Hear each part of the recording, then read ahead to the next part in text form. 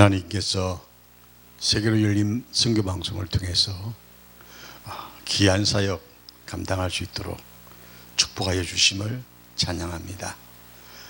세계로 열린 선교 방송 위에 하나님의 한량없는 은혜로 부족함이 없는 풍성한 선교 방송이 되기를 다시 한번 축원합니다. 오늘 먼저 목회 상담학을 강의를 드리도록 하겠습니다.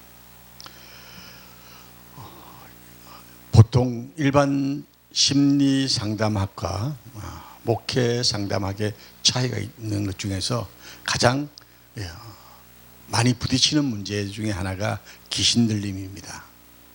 일반 심리학에서는 귀신 들림을 인정하지 않습니다. 그런데 우리는 이 귀신 들림이 우리 속에 들어와 있는 악한 영의 역사라는 것을 우리는 알고 있기 때문에 이 귀신 들림을 어떻게 받아들이느냐에 따라서 굉장한 문제점으로 나타날 수가 있습니다. 이 귀신 들림, 귀신들을 촉결하는 것을 축사라고 합니다. 기독교 상담에서 요청되는 영적 전쟁의 가장 중요한 부분이 이 귀신 들림을 촉결하는 사건입니다. 귀신에 대한 논쟁 끊임없이 일어나고 끊임없이 이야기하는 문제점이 바로 귀신 들림입니다. 어떤 사람은 발생하는 대부분의 문제를 귀신 때문이라고 단정하는 사람도 없잖아 있습니다. 성경에 말씀하기를 정욕의 영, 알코올의 영, 두려움의 영 이렇게 불러내어서 지적할 수가 있기 때문에 모든 것들이 귀신 들림이라고 정의를 내리는 사람들이 있다는 사실입니다. 그래서 이러한 귀신 들림을 촉출체계를 공식하는 사람도 있지만 귀신은 생각을 통해서 역사하기 때문에 생각을 바르게 하는 사람에게 역사할 수 없다는 공식도 만들어낼 수 있습니다. 혹 다른 쪽 사람들은 이 촉사를 사잡아서 무시하는 사람도 없잖아 있습니다. 근데 우리가 영적 전쟁의 의미를 정확히 알면 어떤 것이 옳은지 어떤 것이 나쁜 것인지 이것을 혼란스러운 것을 정의를 내릴 수가 있습니다. 전 이렇게 이야기합니다. 귀신 들림이라는 것을 너무 가소평가도 하지 말고 지나치게 강조도 하지 마라. 성경에 나타나는 여러 가지의 형태를 보면서 목회 상담의 필연적인 이 문제에 어떻게 대처하느냐에 따라서 사람들이 보는 관점이 달라질 수 있다는 사실입니다. 귀신은 역사합니다. 오늘 또 우리의 삶 속에서 우리를 흔들기 위해서 귀신은 역사하고 있기 때문에 우리가 그 귀신의 정체를 분명히 알아야 하나님 앞에 영광스러운 삶으로 나아가게 할 수가 있습니다. 이사야 61장 1절에 포로된 자를 구원한다는 말씀이 있습니다. 포로된 자를 자유케 하라. 이 자유란 미란 뭡니까? 해방을 의미하지 않습니까? 묶임을 놓여진다 그런 뜻입니다. 그럼 어떤 자유일까요? 저는 여기에서 이 땅의 악한 영으로부터 자유함을 누릴 수 있는 그리스도인이 되어라 하는 말씀이라고 저는 해석을 해봅니다. 어쩌면 상담이라는 것은 귀신을 촉출하는 것이 아니라 그 귀신의 역사를 찾아낼 수 있는 촉진자의 역할입니다. 그래서 귀신을 쫓아내라, 귀신을 제거해라 이런 뜻이 아니라 이 귀신의 정체를 분명히 알고 거기에 맞춘 상담이 필요하다는 이야기입니다. 이것이 상담의 기법입니다. 그러면 이 귀신의 역사를 우리가 알지 못하면 귀신을 촉출할 수 있는 자리에까지 나가지는 못할지라도 최소한도 귀신의 역사를 알 수가 있습니다. 그래서 저는 영분별 은사를 늘 우리가 잊지 말고 기억하면서 상담에 임해야 된다고 저는 말씀드리고 있습니다. 영분별 은사란 무엇입니까? 옳고 그름, 거짓과 진실을 판단하는 기준이 영분별 은사입니다. 이 영분별 은사를 우리가 어떻게 사용하느냐에 따라서 우리가 하나님 앞에 바로 섰느냐 서지 않느냐를 분별할 수 있는 요소가 되어진다는 사실입니다. 귀신의 역사는 구약에 천사가 영적인 존재로 언급이 되어져 있습니다. 그렇게 영적 존재라고 언급되어 있지만 귀신이라는 악령이라는 특별한 경우 아니면 언급하지 않았다는 사실입니다. 영매나 우상을 통해서 비술을 보여줬죠. 우리말로 하면 구슬한다고 그랬죠. 사울이 그러한 일을 행한 것도 있습니다만 점을 치게 하는 것, 미래를 이렇게 알게 하는데, 근데 이 점치더라도요, 귀신은 절대로 미래를 이야기하지 않습니다. 지나간 과거를 이야기합니다. 귀신은 3대 이상을 넘어가지 못합니다. 옛날 이야기를 전혀 몰라요. 근데 3대까지는 귀신은 기억합니다. 이유는 뭘까요? 귀신은 생각을 타고 들어오기 때문에 내 생각 밖의 것들을 만들어내지를 못합니다. 그래서 이 귀신의 정체를 우리가 정확하게 알면 흔들리지 않게 되는데, 흔히 구약 성경에 보면 귀신을 축출하는 사건, 죽은 사람의 혼을 불어내는 거죠. 초혼이라고 합니다. 이러한 것들이 구약 시대에 자주 등장합니다. 우리도 우리 구다른 사람들 보면 초혼이라 해서 죽은 사람을 불러내서 뭐 결혼도 시키고 뭐 그러잖아요. 그런 것처럼 구약 시대도 그런 문화가 있었다는 사실입니다. 그러면 그 문화와 우리 문화가 비슷하다는 이야기죠. 그래서 여기는 역사적인 배경도 찾아낼 수 있습니다만, 오늘 우리가 말하고 싶은 것은 귀신의 정체를 파악하는 겁니다. 구약 시대에 귀신을 숭배하는, 점치는 것이 만연했음에도 불구하고 귀신 축출에 대한 이야기가 별로 없습니다. 왜 그랬을까요? 귀신의 정체를 정확하게 알지 못했다, 저는 그렇게 봅니다. 신학적 발달을 통해서 우리에게 귀신의 정체가 무엇인지 조금씩 밝혀졌기 때문에 거기에 민감한 사람과 민감하지 않은 사람의 차이가 드러나 있다는 사실이죠. 그래서 신약 성경에서 귀신 들림과 축사에 대한 언급도 대부분 공간복음에는 나타나는데, 예수님의 사역에 대해서 나오는 이야기들입니다. 그래서 사탄의 저항도 표출한 것이죠. 예수님은 귀신이 사로잡힌 아는 사람들을 치유하셨습니다. 그런데 예수님 이후 제자들은 어떻게 했을까요? 제자들은 그렇게 사건이 많지 않았습니다. 단 사도 바울 같은 경우는 귀신 축출보다는 귀신이 떠나가는 역사를 일으켰습니다.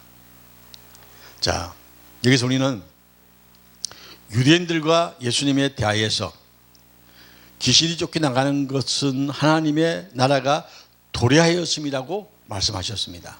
마태복음 12장 13절에서 18절까지의 말씀이죠. 이사장에 보면, 이사절에 보면, 바리새인들이 듣고 가로되 이가 귀신의 왕 바울세부를 힘입어서 앙쿠는 귀신을 쫓아내지 못하리라 하니, 예수님께서 스스로 분쟁하는 나라마다 항파해질 것이요 스스로 분쟁하는 집마다 서지 못하리라 말씀하셨거든요. 이 이야기가 뭐냐면요, 귀신은 절대로 복종 계열입니다. 악한 영들의 복종 계열이기 때문에 스스로 싸우지를 전혀 않습니다. 그렇기 때문에 예수님께서 귀신을 내어쫓을 때에 유대인들이 가지고 있는 잘못된 관념을 예수님이 정확하게 정리를 해 주셨습니다.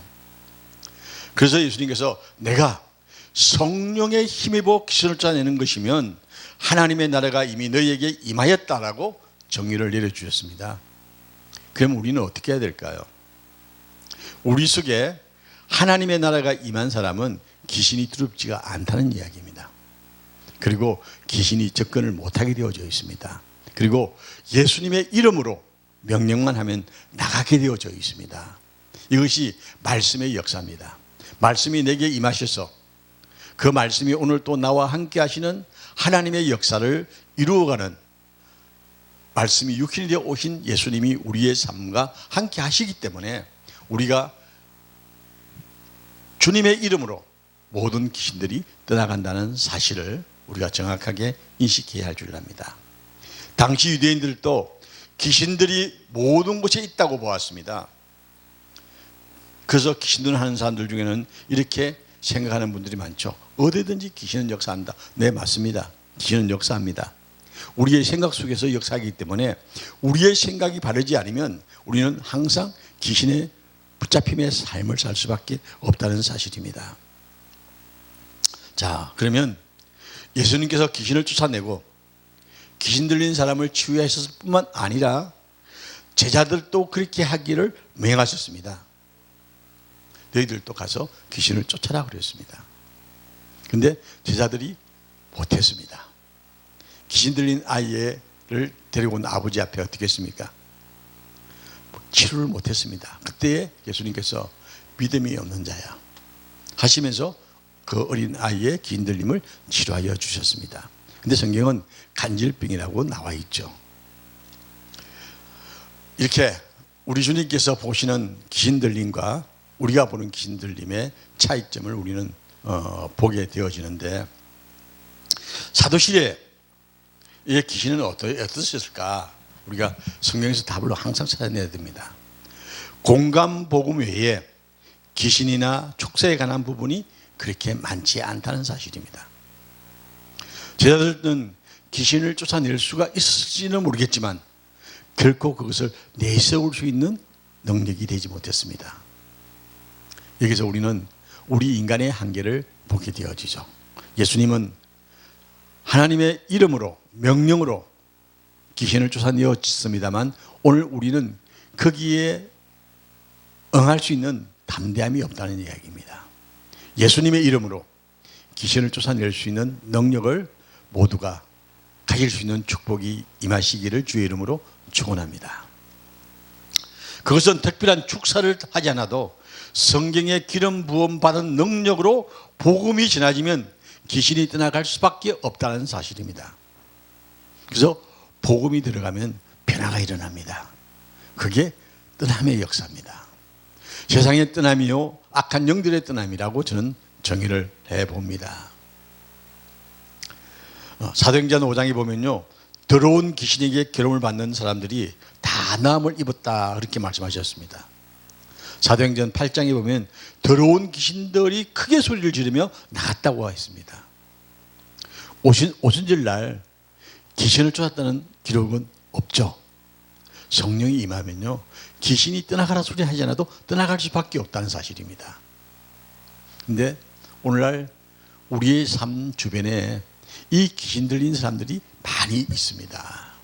근데 그걸 분별을 못해서 많은 사람들이 고통 가운데 빠질 때가 있죠. 그래서 저는 영적 상담을 할 때 그 속에 악한 생각을 떼어낼 수 있는 용기, 악한 생각을 부릴 수 있는 용기, 그러면 귀신들이 떠나간다고 이해를 해봅니다.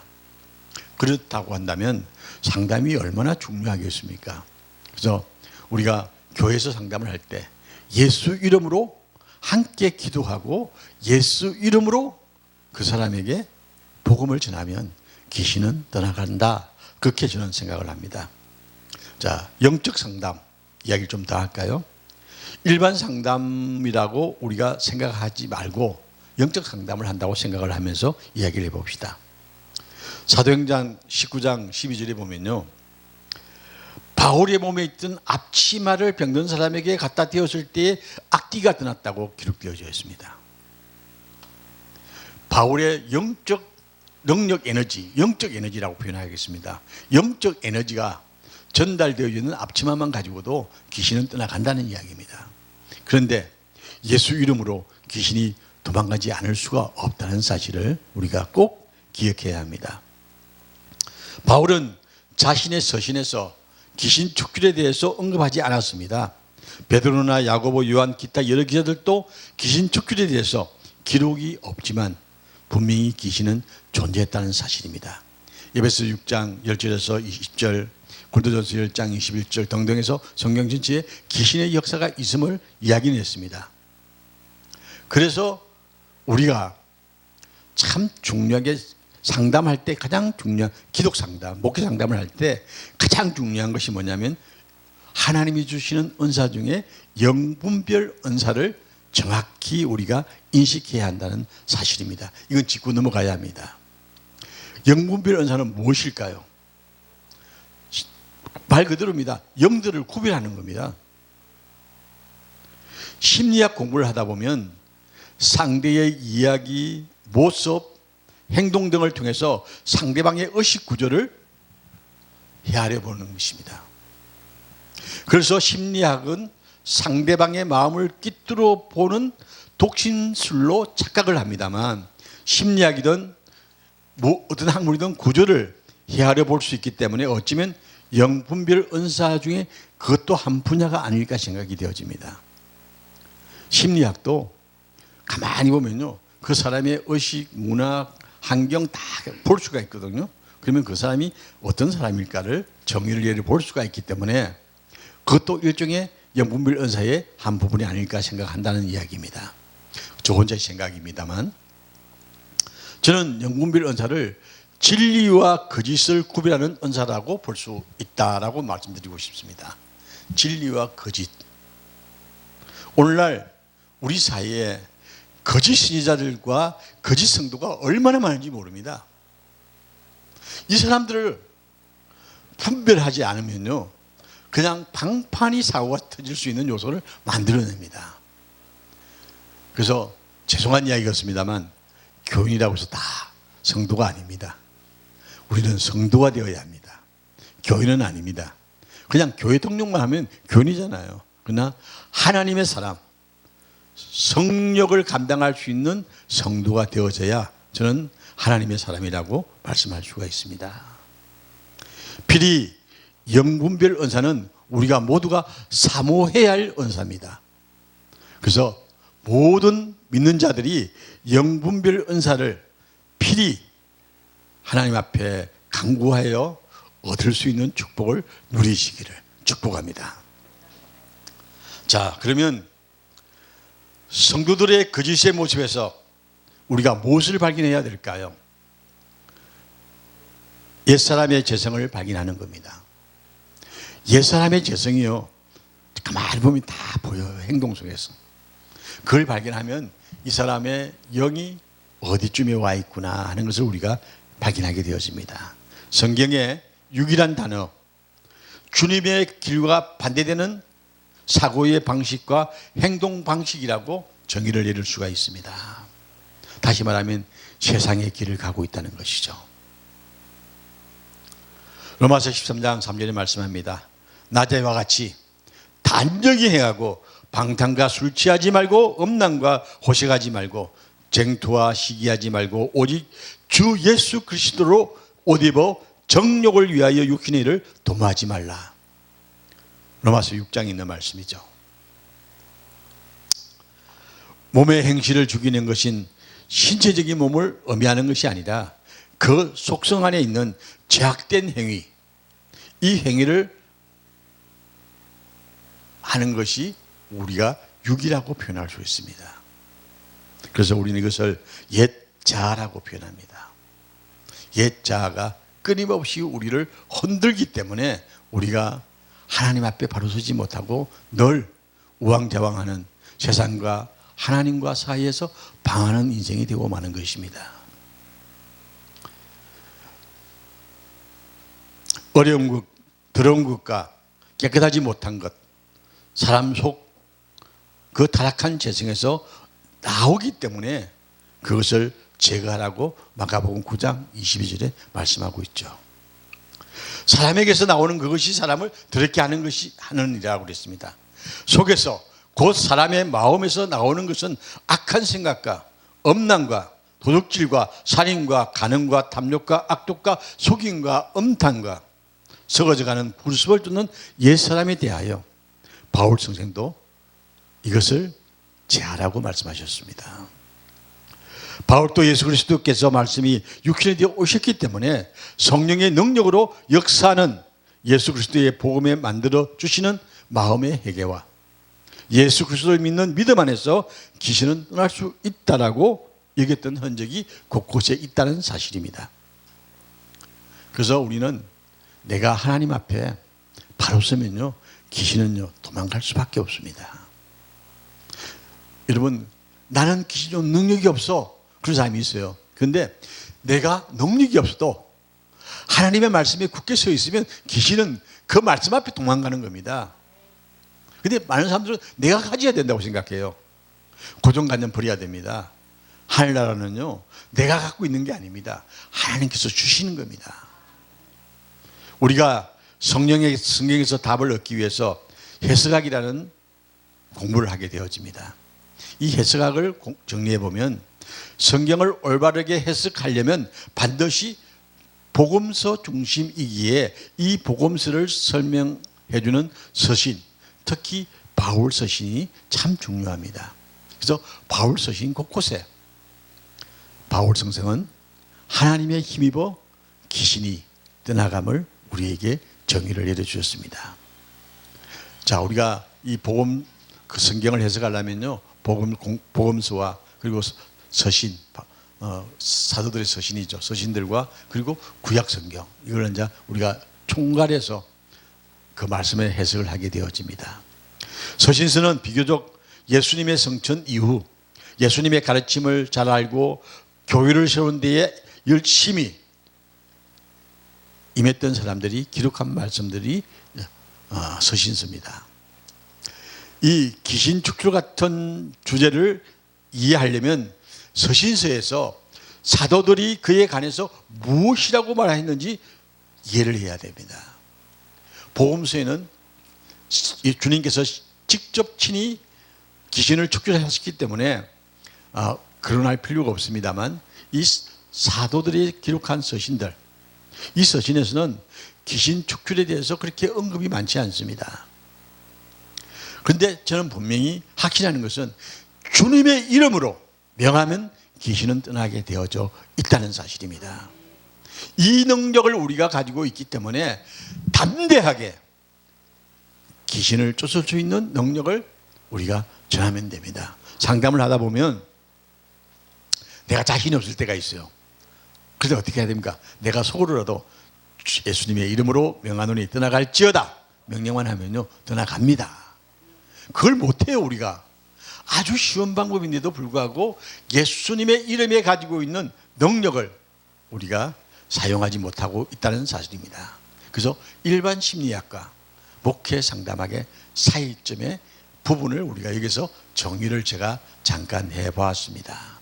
실제로 우리가 귀신을 떠나게 보내는 것 중에서 가장 중요하게 내담자에게 주입해야 할 부분이 있습니다. 그리고 그 사람의 내가 가지고 있는 능력이나 그 사람이 가지고 있는 능력이 아니라 주님의 능력으로 치료할 수 있는 능력을 우리가 갖추기 위해서 뭐가 필요할까요? 자, 정체감이라는 게 상담학에서는 필히 중요한 역할을 하는 용어입니다. 정체감. 그리고 내적 치유. 우리 살아가면서 상처를 받아본 사람들은요 상처의 아픔을 압니다. 이 마음의 상처가 있는 사람들은요 참 두고두고, 우리 지금 대한민국에서요 항원 이혼이 많아지고 있습니다. 왜 그럴까요? 살아가면서 마음의 상처들을 다 받았기 때문에요. 그래서 이젠 저 더러운 거 갖고 안 살아 하는 사람들 참 많아요. 제가 아시는 분 한 분이 갑자기 아내가 이혼을 청구했답니다. 이유도 없어요. 그냥 당신하고 살기 싫어. 당신하고 살기 싫었다는데 뭐라 그럽니까? 그래서 이혼을 할 수밖에 없는 모습을 보면서 참 마음이 아프더라고요. 그래도 한평생 살아왔는데 나이 들어서 이혼할 수밖에 없는 게 얼마나 네가 나쁜 짓을 많이 했길래 이혼을 당하느냐 하는 이야기를 하고 싶지만 참아 못했습니다.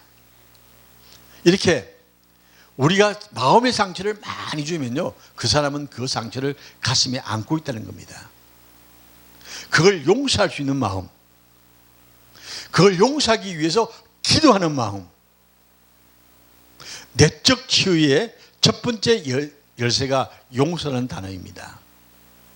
여기서 용서하는 것은 열쇠가 그리스도인이란 정체성입니다. 그리스도인은 용서할 수 있는 용기가 있는 사람들입니다. 그게 우리가 가지고 있는 자존감입니다. 우리의 정체감이 바로 이 자존감이 있다는 사실을 여러분 잊지 마시기 바랍니다. 많은 그리스도인이라고 하는 사람 중에서 내가 왜 예수님을 믿는지 알 수 없는 사람이 많이 있어요. 정체감이 없기 때문입니다. 내가 누군지를 모른다는 사실입니다. 자, 우리 한번 물어봅시다. 여러분, 어디서 오셨나요? 나 오늘 차 타고 일산에 왔습니다. 그렇게 이야기할까요? 어디서 왔느냐? 내가 어디서 왔느냐? 내가 아무도 모르는 저 멀리 있는 별에서 왔을까요? 우리는 하나님이 보내신 사람들입니다. 하나님께서 왔다고 하는 믿음, 이 믿음이 있는 사람은요, 세상에 어떤 악박이 온다 할지라도 무릎 꿇지 않습니다. 내가 어디서 왔느냐? 오늘 지금 이 자리에 내가 왜 있는지 아는 사람이 있나요? 오늘 내가 왜 이 자리에 있을까? 우리는 하나님이 보내서 왔습니다. 그게 확실해야 합니다. 지금 내가 어디를 가고 있느냐? 이거 우리가 알아야 합니다. 내가 지금 어디를 가고 있느냐?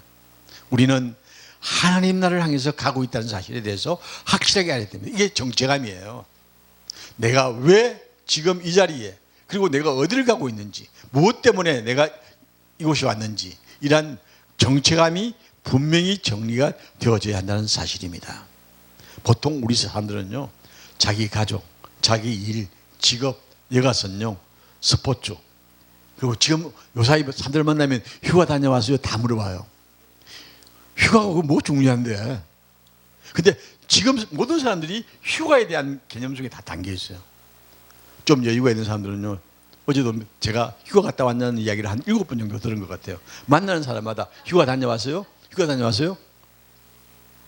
제가 이제 목회만 하는 입장이 아니다 보니까, 사람들하고 많이 만나는 입장이다 보니까 대부분 다 물어요. 휴가를 다녀왔습니까? 좋은 데 다녀오셨습니까? 휴가가 뭔데? 내가 그러고 웃고 말았는데, 우리가 지금 그게 갇혀 있어요. 그게 중요한 거 아니잖아요. 우리의 정체감이 무엇인지 분명히 정리를 해야 되는데, 상담자들이, 내담자가 찾아왔을 때 이 정체감을 심어주는 게 가장 중요합니다. 그러면 내적 치유는 자연적이 일어납니다. 목회 상담에 있어서 가장 기본이 그거잖아요. 이 사람이 왜 나한테 왔을까? 하나님의 사람이기 때문에 온 거예요. 그러면 내가 하나님의 말씀으로 그 영혼을 새롭게 해주는 거예요. 내적 치유를 해줘야 되는 겁니다. 휴가를 어디에 갈지 생각이 잠겨서 지금 그것 생각해서 내가 아무 다른 생각하지 않고 걸어다니는 사람들이 너무 많다는 겁니다. 주변 환경을 넘어서 진정한 삶의 명백한 목적이 우리에게 있는지 우리에게 물어봐야 합니다. 나의 삶의 목적이 무엇인가?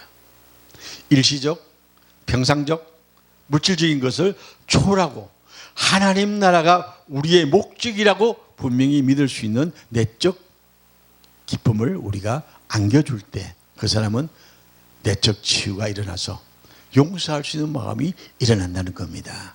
그리고 용서받을 수 있는 마음도 함께 주어집니다. 그래서 우리는 핵이라는 단어로 사용하죠.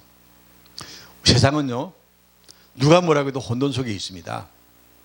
전 우리나라 정치인들의 모습을 보면서 심리적으로 분석을 해봅니다. 제약과 차악입니다. 딴 거 없어요. 모두 자기밖에 몰라요. 자기밖에 모르는 정치는요, 절대로 평화롭지 않습니다. 분열입니다. 분열은요, 패망입니다.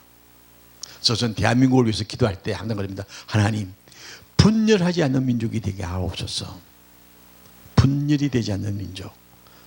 그래서 어느 신문사에서 내보고 그 제목으로 글을 하나 써달라고 해서 열심히 쓰고 있는데, 우리가 분열하지 않는 민족이 될 수 있도록 기도해야 합니다. 우리 민족의 역사는요, 분열의 역사였습니다.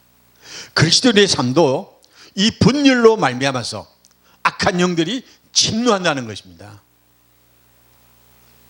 오늘 우리 속에는 세속적인 인본주의와 누예지 운동, 사교들, 다원주의, 한국적 민속 종교, 보편주의와 같은 서로 다른 세계관과 철학들이 혼재되어 함께 살아가고 있습니다.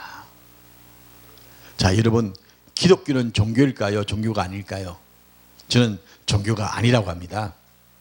저는 유일하신 하나님을 믿는 믿음의 역사를 저는 믿고 거기에 확신하기 때문에 기독교는 종교가 아니다. 저는 항상 이야기를 합니다. 우리는 하나님의 자녀이기 때문입니다. 하나님의 나라를 향하여 가는 사람들이지 세상에 가지고 있는 종교 간에 편입되어져서는 안 된다는 생각을 가지고 있습니다. 그런 확실한 믿음으로 저는 많은 사람들과 만남을 가지고 전합니다만 때로는 저도 인간인지라 넘어질 때가 많습니다. 이것은 낮은 자존감입니다. 이 낮은 자존감, 높은 자존감으로 바꿔야 합니다. 내담자가 오는 사람들이 이 낮은 자존감 때문에 오는 거예요. 이 낮은 자존감을 높은 자존감으로 바꿔줄 때에 내적 치유가 일어난다는 사실입니다. 이 내적 치유를 만들어내는 힘은 정체감입니다. 당신이 누구인가? 하나님의 자녀라는 자존감이 있으면 세상에 무릎 꿇지 아니하고 세상을 품는 위대한 성리자가 되어진다는 사실입니다. 오늘날 많은 젊은이들이 알코올, 마약, 도박, 섹스, 음식에 위안을 받고자 탐닉하는 시대에 우리가 살고 있습니다. 수많은 중독시키는 사건들이 우리 젊은이들에게 얼마나 많이 있는지 알 수가 없습니다. 그리고 이 탐닉함으로 인해서 중독이란 단어 속에 빠지는 젊은이들이 너무 많다는 겁니다. 근데 젊은이뿐만 아닙니다. 나이 많은 사람들도 이게 혼재되어서 같이 중독되어 가고 있다는 사실입니다. 오늘 우리 사회는요, 참 타락한 세상, 더러운 세상의 모습을 너무 많이 가지고 있습니다. 이들에게 하나님이 계시면 자신의 정체감이 무엇인지 알기 때문에 헛된 유혹에 빠지지 아니하는데 세상을 이길 텐데 이 정체감이 없기 때문에 위기에 빠지는 사람들이 얼마나 많이 있습니까? 우리가 목회 상담학이라는 강의를 8강째 지금 하고 있습니다만 목회 상담학 결국은 답은요, 정체감을 확인시켜 주는 겁니다. 그리고 자존감을 높여주는 겁니다. 그러면 우리는 이미 하늘나라가 내 마음속에 소유했기 때문에 기쁨과 감사가 나올 수밖에 없다는 사실입니다. 많은 사람들이 하나님을 믿기보다는 악한 영의 거짓말에 유혹되어서 무관심, 적대감, 과잉성 지욕, 충동적, 중독성 행위 등에 빠져서 혼돈 속에 살고 있는 것이 오늘의 우리의 세상이라는 이름입니다. 우리의 정체감의 기운은 어디서부터 시작일까요? 자, 우리의 정체감의 시작은 어디서부터 시작일까요? 창세기 1장 1장부터 시작입니다. 태초에 하나님이 계시니라. 이게 출발입니다. 이 세상의 모든 것들은 하나님으로부터 출발입니다. 그렇기 때문에 우리의 출발은 어디라고요? 하나님으로부터 시작입니다. 나는 어디서 왔나요? 하나님께 왔죠. 나는 왜 여기 있나요? 하나님이 보내서 왔죠. 나는 누구인가요? 하나님의 자녀입니다. 나는 어디로 가고 있나요? 하늘나라를 향해서 가고 있습니다. 나는 어떻게 나를 알 수 있나요? 하나님의 말씀에서 알 수 있습니다. 답 딱 나왔잖아요. 이 답이 정확하게 하나님이라는 이름으로 연결되어 있을 때 우리는 세상을 이기는 위대한 하나님의 사람이 되어진다는 사실입니다. 우리가 이 땅에서 지켜야 할 첫째 계명이 무엇입니까? 내 마음을 다하고 목숨을 다하고 뜻을 다하여 주 너의 하나님을 사랑하라. 이 첫 계명은 준수할 때에 정체감 없이 방황하는 자존감 있는 나로 변화시켜 준다는 사실입니다. 나는 내가 누구인지 안다. 참 중요합니다. 그분에게 속하여 있는 사람만이 알 수 있는 답입니다. 나는 내가 어떤 사람인지 안다. 그분이 나를 구속해 주셨기 때문입니다. 나는 어려우며 저로부터 사함받은 존재이다. 이게 우리가 항상 가지고 있어야 할 키포인트입니다. 나는 내가 왜 존재하는지 안다. 나에게 선한 소명이 있기 때문이다. 그분의 형상으로, 하나님의 형상으로 창조되었고 주님의 영광을 위해서 주님과 함께 그할 날을 향해서 영광 돌리는 찬양자임을 고백할 수 있는 겁니다. 그래서 우리가 목회 상담을 하면서 그 사람과 손을 붙잡고 기도할 때 주님의 이름으로 나는 위대한 하나님의 자녀임을 선포할 수 있도록 해줘야 합니다. 그 선포가 내적 치유의 가장 중요한 포인트로 작용합니다. 나는 하나님의 형상으로 창조됐다는 이 놀라운 사실, 창세기 1장 28절의 말씀이죠. 나는 고귀하고 말할 수 없는 가치를 지녔다고 말씀했던 베드로전서 1장 19절의 말씀처럼 나는 고귀한 존재라는 사실에 대해서 확인해야 합니다. 그래서 세상에 작은 유혹이 넘어가면 안 되는 거죠. 나는 고귀하고 하나님의 위대한 가치성을 가지고 있는 존재라는 사실입니다. 나는 하나님의 상속자라. 시편 113편 7절에 8절의 말씀입니다. 하나님 나라의 상속자. 얼마나 대단합니까? 세상 그 부럽지 않습니다. 나는 지금 내 목숨 그대로, 내 모습 그대로 무조건적 하나님의 사랑을 받고 있다. 갈라디아서 3장 26절 말씀이죠. 나는 하나님의 자녀로 입양되었기 때문에 세상에서 흔들리지 아니하는 담대한 삶을 산다는 이 확고한 의식을 내담자들에게 심을 때에 우리는 내적 치유가 일어난다는 사실입니다. 세상 심리학과 목회 상담학의 차이가 바로 여기에 있습니다. 영의 세계를 봐야 합니다. 귀신 들림을 제가 서두에서 계속 얘기했습니다. 그걸 계속한 이유가 바로 그겁니다. 내가 하나님의 자녀이기 때문에 귀신에게 흔들리지 아니한다는 확고한 믿음을 가지고 우리가 하나님의 자녀로서의 삶을 살 수 있기를 주의 이름으로 축원합니다.